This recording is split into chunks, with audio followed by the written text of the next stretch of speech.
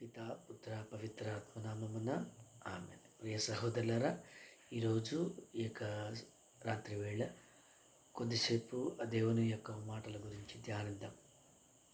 ఈనాటి సువిశేషాల ప్రకారం దేవుడు ఒక తేట తెల్లమైనటువంటి సందేశాన్ని మనతో పంచుకుంటూ ఉన్నారు. ఏంటది అని అంటే, మీరు సకల సృష్టికి వెళ్ళి అనేకులను నా శిష్యులుగా చేయడి, భూమి యుగాంతం వరకు నేను మీకు తోడయ్యుందును అని మన ప్రభువు వచించారు. దేవుడు మనకు తోడుగా ఉన్నాడు. ఎప్పటి నుంచి తోడుగా ఉన్నాడు? ఆది నుంచి అంతం వరకు తోడుగా ఉన్నాడు. ఉండబోతున్నటువంటి దేవుడు ఆదిలో మనకు తోడుగా ఉన్నాడు. మధ్యకాలమందు కుమారునిగా మన మధ్యకు వచ్చి గడిచిన 2000 సంవత్సరాలకు పూర్వం ఈ భూమి మీద నడయాడి మనతో తిరిగి మానవులకు కూడా పాపమును ఎట్లా జయించాలో అనేకులకు తెలియజేశాడు ఆ కాలంలో.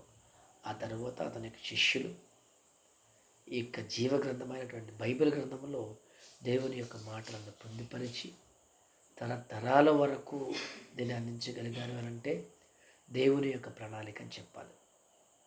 దేవుడు ఆదిలో మనకు తోడుగా ఉన్నాడు, మధ్యలో కూడా మనకు తోడుగా ఉన్నాడు, అంతమంది కూడా తోడుగా ఉండబోతూ ఉన్నాడు. నిన్న నేడు రేపు ఎల్లప్పుడూ ఏకరీతిగా ఉండేటువంటి దేవుడు, ఎన్నడూ విడివని ఎడబాయిన దేవుడు మన దేవుడు. ఆనందపడండి, దేవుడు మనతో ఉండడానికి, రారాజు మనతో ఉండడానికి పరమండలం విడిచి భూమి మీదకి మట్టిలోకానికి, పరదేశిని విడిచి మట్టిలోకానికి వస్తున్నటువంటి భగవంతుడు మన దేవుడు.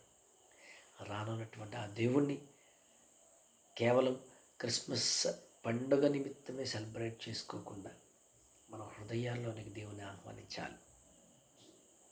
మన హృదయాలు ఆనందంతో నిండిపోతాయి, ఆశీర్వాదంతో నిండిపోతాయి.